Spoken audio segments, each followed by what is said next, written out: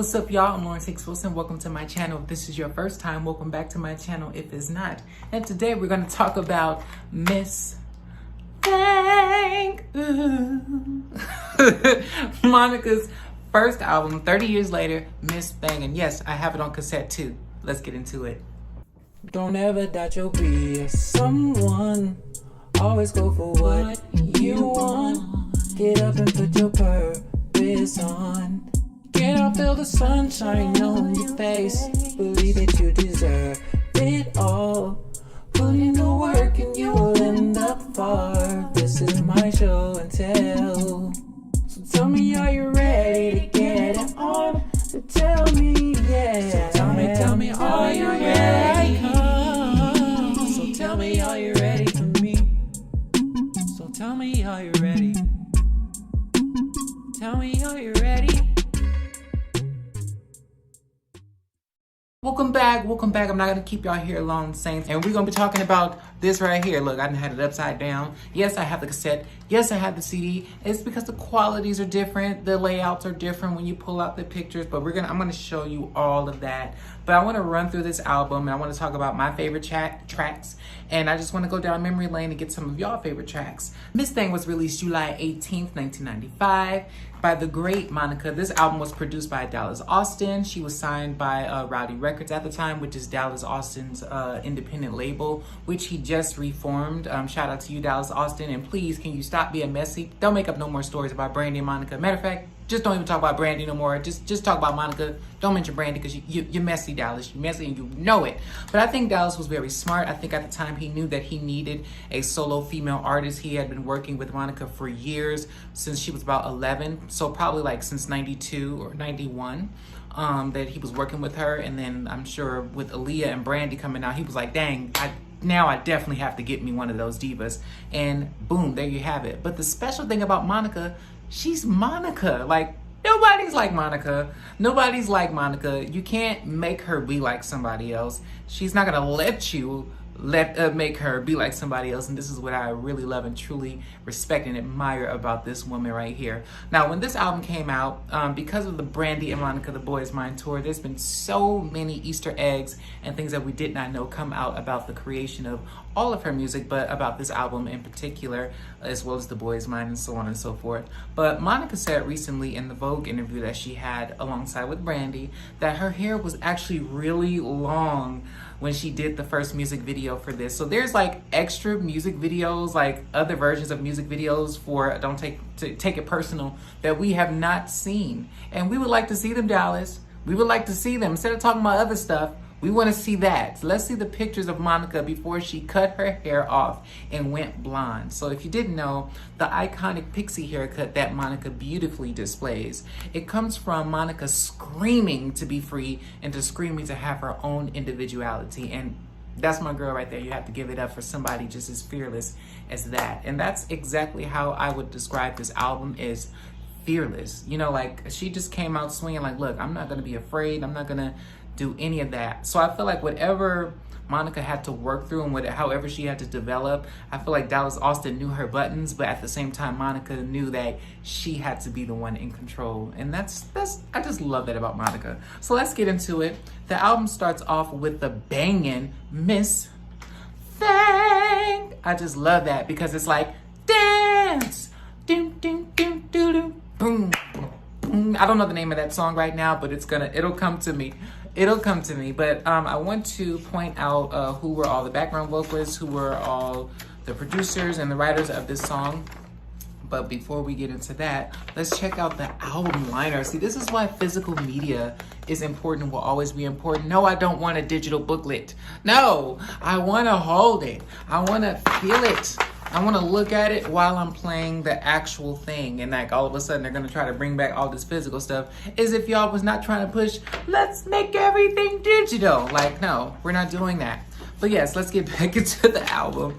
Miss Thang, track 1 coming in strong, produced by Dallas Austin, recorded by Leslie Brothwaite. And who wrote this song? It doesn't really say who wrote the song per se, but I'm sure it was Dallas Austin basing it off the attitude of Monica. And the background vocals is by Deborah Killings, who's done background vocals for TLC, which she's most notable for, the fourth member, because her and Chili have the same tones, but not the same vocal style, because if you listen to Deborah Killings, she actually has like a country style vocal style, but her tone and the way that she sings R&B, it's like, you would think it was Chili, but no, it's not Chili, it's Deborah Killings. And that's who's singing a lot of the backgrounds on this song, which I can appreciate. The bass guitar is played by Colleen Wolfe, and it's just one of those things where it's talking about, okay, where's all of this sass coming from? Like, between all of her peers, all of them had their own type of sass, but Monica had a sass like that only Monica could give, and that she's still giving to this day, like where she's looking at you and she's daring you to say something that she feels like, I'm demanding this respect. Okay? Like, you got to give it up for Monica. And I just really love the beat. It just gives the album like a upbeat feeling, like with it starting out. Like, this whole entire album sounds like the way the pictures look. Even though she took the pictures in New York City, Monica is from Atlanta. I love the boots, but I feel like she had to wear boots because Brandy was wearing them, Aaliyah was wearing them, Mary J. Blige was wearing them. That's who really was kind of like leading this boot game at this time. So I feel like that was just the style, but it really just goes with the colors of how Monica grew and evolved even after this album. Track 2, you got Don't Take It Personal, which is the first single. There's so many versions to the song, so if you have like the actual Don't Take It Personal single, you know what I'm talking about, like the radio edit and all that kind of stuff. You got to get into it. Dallas Austin is the producer, along with Derek Simmons and Derek Simmons. I'm saying that right. And again, it was recorded by Leslie at Darp Studios, and the background vocals are by Monica and Derek Killings. I just love that. You can hear Monica in the background vocals on this song, but a lot of Deborah Killings. And it contains a sample from Backseat of My Jeep, written by J.T. Smith and Williams, and performed by LL Cool J. That's what I'm talking about. Love me some LL Cool J. How many of y'all ladies love Cool J? You know what I'm saying? Now, where were you when you first heard Don't Take It Personal by Monica? Look at baby Monica. It's so funny how her daughter looks just like that right now. Like, even with her growing up, like this is Monica's daughter. Like, what? Like, if I don't know if Monica's daughter could sing, but if she can, we know that's the second coming of Monica right there. Don't Take It Personal is just a perfect one of those singles for a girl coming of age, because a lot of times when, you know, the ladies dating your mans don't know why you got an attitude, you know, it's not always about you, man. Sometimes it's just one of them days, and, you know, hormones and all that kind of stuff. And, you know, personal situations, everybody's growing up different. Everybody is having a lot of different things going on. And this is about having understanding for each other and, you know, empathy for each other and, you know, empathizing with maybe just somebody's not having a good day. You know what I'm saying? But nevertheless, she's not trying to be rude, like she said in Miss Thang. So why not follow up with Don't Take It Personal? Yeah, you guys got that there, didn't ya? This album has 16 tracks, so it's very full of vocal rides, if you know what I mean. Now, did you guys know that Queen Latifah was Monica's manager when she first came out? Hence, that's why she guest starred on Living Single. Did anybody catch that episode either? And yes, I love Brandy and Monica, even though I'm a Brandy fan. That's how I was introduced to music, by Brandy. And I feel like that's only fair. You can't just be like, oh, all of a sudden I'm this Brandy fan because of Monica said we can like them both. No, you can like them both and be honest with yourself. Some of y'all started out liking Monica first, and that's your truth. That's okay. And you can still like them both, even if you start out liking Monica Monica first, but you can appreciate them both. So yes, I do have posters of Monica and Brandy, and I particularly have posters from this era. It's a poster of Monica at the American Music Awards, and a magazine shoot that Monica did, I want to say for Word Up magazine, where she's with the blue background. That's on my wall. If you've seen a lot of my videos on social media, you've seen that poster. But yes, Like This and Like That, which is one of my favorite songs and videos off of this album, but definitely one of my favorite songs off of this album. It's just something about the Like This and Like That. Even the harmonies in the hook, like this and like that. I just love the harmonies in that song. And I feel like it's underrated. I feel like in a lot of ways, Monica is underrated, but I get it. It's the branding, it's the marketing. It's like when you're in a world full of perfection, it's like you're damned if you do and damned if you don't. Like a lot of these artists have like an image of perfection, good girl, clean cut. Whitney Houston had to deal with that. And it's like when people see that, they have to like find something wrong with you. Like, I knew she wasn't nice. I knew she wasn't perfect. And then like, if you come out real, then you be like, she too ghetto, she too this. And it's just like, damn, what do y'all want? Like, people are really hard to please. So that's why you just can't really feed into all that. You just have to enjoy the music, right? But that's why like This and Like That is one of my favorite songs off of this album, because it's showing you clean, cut, and dry how Monica is different from Aaliyah, from Brandy, from everybody that came to be. You know what I'm saying? Like, this is like one of those debuts that have to be acknowledged out of the teen dream 90s teen queen era. You know what I mean? Like, we just don't have that anymore because of so many reasons. And then when they try to replicate it, it's always like them trying to go back and do this or go back and do something that's inauthentic to that artist, and it just never works because it's like you guys refuse to do it correctly. I don't know why, but it's just something about being authentic and actually asking the artist, what is it that you want to sing about? What is it that you want to talk about? Not like, oh, well, this is what Beyonce is doing, so let me get up in my tutu and put on my my nude colored Spanx. It's not gonna work, darling. Just because you put on a blonde wig and nude colored Spanx don't mean it's gonna work for you. Can we stop doing that? Like, come on now. What? And this is the era where everybody didn't need to have a bust down. See, Monica taught Brandy that recently. You know, you could cut your hair and have a pixie. You could braid your hair. You could you know, have cornrows to the back. You could wear wigs like Lil' Kim. You can do all kind of little, you know, different things. It was all about individuality at this time, and I swear that's what's missing, and it's so inauthentic. I don't know. I just don't know why they won't cling to this. Now, track 4, Get Down, produced by Tim Kelly and Bob Robertson.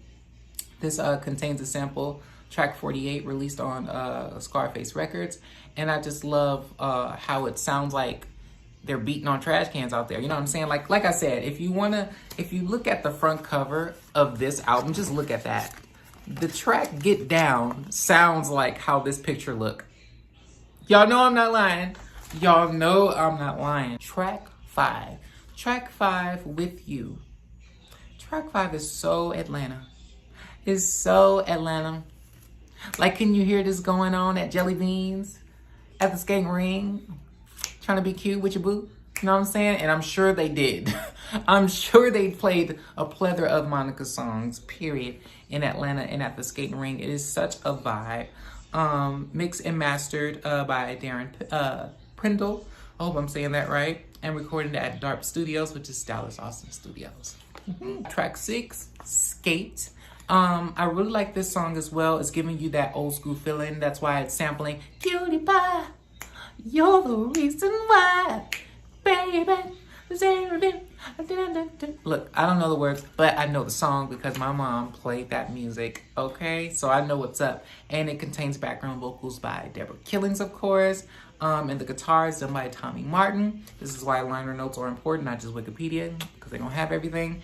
And it contains the sample Cutie Pie, written by G. Hudson, T. Morgan, and a lot of these people that we don't really need to name right now, but it was performed by One Way. Shout out to you, One Way. Thank y'all for the hits. Now, track number 7, Angel. How many songs do Monica have with the word angel in it? Different conversation for a different time. But I remember watching an interview where Brandy and Monica did the It All Belongs to Me promo, and they were asking the both of them what were their favorite songs of each other, and Monica said, Have You Ever? And then Brandy was like, I think it's Angel from your first album. I remember her saying that, so I had to listen to it for myself, and that song, because she said that, became my favorite song. Not just because Brandy said it's her favorites, but when I listened to it, just the way that it starts. Dun, dun, dun, dun, dun, dun, dun, dun. That guitar, the bass, the snare, the pat, boom, pat, boom, pat, pat, pat. Dun, dun, dun, dun, dun, dun, dun, dun, dun, tap, tap. Oh my God. Now it's the situation, lack of communication. Ugh, Monica, the way that you're singing that song, like, I just want to shake you, girl. Like, first of all, some of the takes in this album, I'm not blaming Monica, I'm blaming the producers. I just feel like you guys are pressed for time and you guys are working on the budget, but as great as a vocalist, that Monica is, what? Come on now. You guys could have, some of you producers, shade. You guys are shady. But I think that Monica was screaming, not literally, but screaming to be an individual. So I feel like that's what makes this album and her voice so raw. Like, you have to catch those raw moments sometimes with artists so you could actually get the colors to their personality, to their voice, and every aspect of that. So respect, Monica. You couldn't have done it better. This is perfection, right? And that songs like Angel shows that. Songs like With You, songs like This and Like That shows that. But what I'm talking about, y'all, when I say the producers could have done better with some of these takes, was Woman in Me. Like, some of these takes, like, come on now. Were you guys rushing to record? Not you, Monica, because I know you can fight. But the producers, don't rush with your artists. Sometimes you have to go, nope, we got to do that again. We got to do that again because I know that you're so great. We got to capture your greatness. And sometimes it's so hard to capture an artist's greatness, especially in the studio. That's why some of these artists, they really love singing live. Track number 9, Tell Me If You Still Care. That's produced by Terry Lewis, Jimmy Jam III. And I really love this song because it's obviously a play off the original Tell Me If You Still Care. It's a cover. And I just love the harmonies in it. I think that Monica did an extraordinary job at covering a classic and a hit as such. Because, you know, covers are not easy. They're not. They're really not. And how many of you guys really enjoyed this cover off her album? Please let me know in the comments. I've got to know. Now, track number 10. Now, this is an album cut, y'all. And I really like this track, too. This track is called Let's Straighten It Out, produced by Dallas Austin. I heard that Angie Stone helped Monica and Usher kind of vocal arrange it, even though it's not in the credits here. I don't see it, but she spoke on it, and that's the time where she met Monica. The keyboardist is Bob Robinson. The background vocals are obviously by Monica and Usher, as well as Deborah Killings. That's why you can hear that. That's the consistent sound that you hear. This was recorded in LA, Los Angeles. And this is like one of their first covers. You know, Monica and Usher I want to say they were around the same labels, and towards her second album, they became like almost label mates because Monica went with Arista and Usher was with LaFace, so they were kind of like neighbor mates, if you will. But this is the first time we heard those two come together on the track and sing, and they went on to do many other things together, and that's what I love about Usher and Monica. They have quite the lengthy history. Rumor has it that was the boy Brandy and Monica was fighting over, but we all know at this point that is not true. There was no boy. It was just a song, all business. Come on now, just enjoy the music. But yeah, I really like the song. It's very mature for them, but not inappropriate, if you get me. But it sounds like one of those old school songs that grown-ups, like grown, like older than me, older than Monica, older than Usher, like grown, like in the 50s. You know, you had some experience with love and relationship. And for them to be this young and be singing like that and to be singing about that, it just goes to show you their gift and their skills. So if you didn't know that Usher and Monica had a track before Slow Jam on Usher's second album, My Way, you got to check it out on Monica's first album, Miss Thang. Now, the 11th track is Before You Walk Out of My Life, written by the amazing Andrea Martin, who wrote songs like Set It Off and did songs for Toni Braxton, SWV. She's done so much that I can't even name them all right now. But I also want to show y'all real quick the difference between the cassette and the CD, because like the CD, there's like a fold-out poster, but the cassette obviously does not have that. But that's the exact reason why I like having both, because it's just so charming, it's so cool. But Before You Walk Out of My Life, I really like that the context of the song, you know, of a person putting all their ego aside, like, look, I could have caused you pain, I didn't mean it. I just want us to be tight like we were. And before you leave, like, you know, before you move forward, before you go off to school, before you do what you have to do with your life, I just want to make sure things are square and right with us. You know what I mean? And Soul Shock is the producer for this as well, along with Andrea Martin and Kenneth Carlin and all those people. Soul Shock has done so much. They've done remixes with Brandy. Like, it's Soul Power Productions. I think that's where that Soul Power remix from Broken Hearted comes from. And you can hear it because they have the same kind of sounds. They use the same kind of like chords and chord progressions and instrumentation. Like that, if you listen to Broken Hearted and listen to Before You Walk Out of My Life, the Broken Heart remix, you can hear the Soul Shock and the Soul Power Productions, their style, if you will. That's what I really like about this song. You know, you have Andrea Martin's pen game, and you can hear, I think you can hear her a little bit on the song. I wouldn't be surprised if her vocals are actually on the track, because I feel like I can hear her. Fun fact, Monica said she thought about her father while recording the song, because she had to find somewhere where she could relate to the song, you know, even though her being so young at the time, probably 13 at this point, not being able to truly relate to the content of the song, which makes sense. I mean, you're a 13-year-old, right? You know, times are different. You know, times are different, and I hate that. But you know, Monica was just so innocent, as I like to see it. You know, because I'm telling you, she could have been you know, like, she'd cut you up even at 13. Track number 12. Now I'm gone. I'm gonna tend to do your things on the side. But I just love how Monica's dictation is. Like, she still kind of sings like that. Like, she sings with an attitude. And I just love it. I'm here for every minute of it. But not in a bad way. Because people sometimes take attitude as, like, negative and this bad thing. But sometimes it's an attitude is being self-assured. You know what I mean? And reassured and firm in that, like, no, this is me. This is what you're going to get. You know, so there's that. You know what I mean? So I just love that song. Track number 13 is Why I Love You So Much, another single off this album, produced by Daryl Simmons. We love Daryl Simmons. He's all up in the game. He's all up in the thing, especially when it comes to a lot of our favorite female artists. You don't realize that Daryl Simmons is in the background handling that business, or a part of track decisions, or on the track writing, producing, and doing all those kind of things. And before you know, I get to the Why I Love You So Much, I know we just talked about Now I'm Gone, but let me go back to Before You Walk Out of My Life. The shoes, Monica.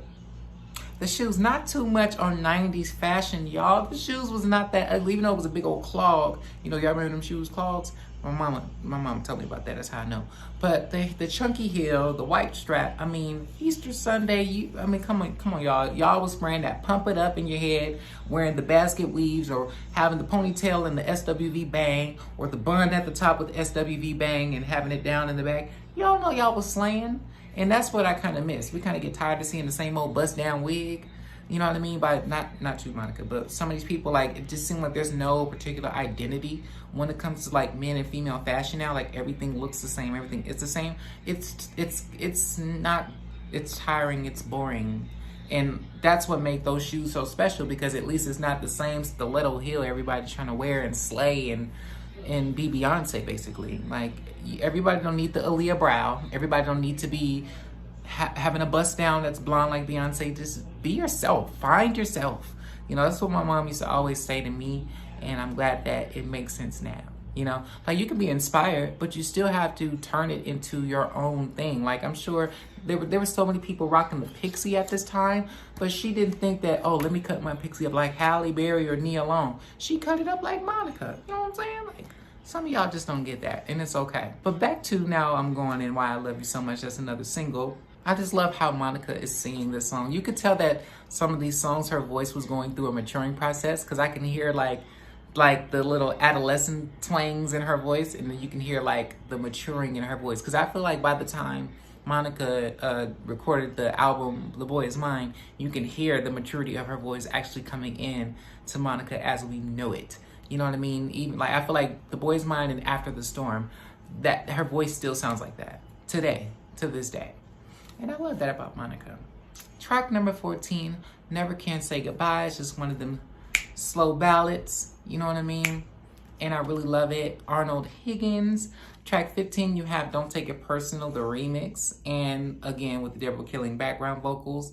That's why you have it, you know, it's like the swing. It's like an Atlanta swing, because again, the Don't Take It Personal remix, track 15 specifically and particularly, sounds like a song that could be played at the Jelly Bean skating rink. You know what I mean? In Atlanta, you know, you just saying that, come on. Y'all know what I'm talking about, because they probably actually did. And they probably play these songs still to this day. I don't know if that skating rink is open, but if it is, you know, I hope they are. You know, that's pretty cool. Track number 16, which is the last track off of this amazing debut album by Monica, forever, always. Again, this song is so beautiful. Monica is singing it so beautifully from every verses, but I just feel like her voice was maturing and they was rushing through, and during some of these recording process, y'all could have let the girl take her time. Let her take her time. She's Monica. Come on now. Y'all don't need to be rushing perfection. Why rush perfection? But again, it just shows you a true rawness, a true growth, a true queen. And if you go and listen to the rest of her albums, you can see how she matured and how she grew. Like, we thought she was grown at this point. You know what I'm saying? But wait till you get to that after the Storm album. Okay. And that, I mean, even the context and of what she was talking about on that album shows you that she was going through so many different experiences and maturing in the way that she knew best. She looks so freaking cute right there. That looks so much like her daughter. Like, it's not even funny. I love the boots. I love the hat. I love everything about it. I love the font. I love the color, the little dress. It's just, this is so cute. I want to hang this up on my wall, but I don't want to take the album liner out of the CD. And then I don't want to put holes or put gum or tape on this. It's just too special. It's just too special. Obviously, this album's gonna get a 10 out of 10 for me. There's Monica and her mom. I love that she put pictures of her as a baby and pictures of her and her mom in here. She did the same thing for The Boy's Mind. There's a picture of her and her mom in there. And again, you can just see the growth. And look, if you don't have Monica's first album, Miss Thang, you gotta go get it. I don't feel like you can truly say you're a Monica fan or truly say you're an R&B fan or truly say you know these artists if you haven't taken the time out to listen and study their debut albums and see how did they get from that point when they came out to where they are now. So people, and then you'll understand why people, you know, compliment their vocals the way that they do. So look, like, comment, and subscribe. Let me know what's your favorite Monica song off this album, off this amazing debut album. Yes, I have the cassette. Yes, I do. And I'm gonna get more. Look, shout out to you, Brandy and Monica. Please get y'all tickets to the Brandy and Monica tour, the Boys Mind tour. It's going to be amazing. Both of them are going to be amazing. And this is just a time in history. I'll see y'all in Florida. You know what I'm saying? But look, Monica's Miss Thang. Go get it. Miss Thang. Do, do, do, do, do. Hey. Hey. Look, I'll see y'all in the next video. Peace.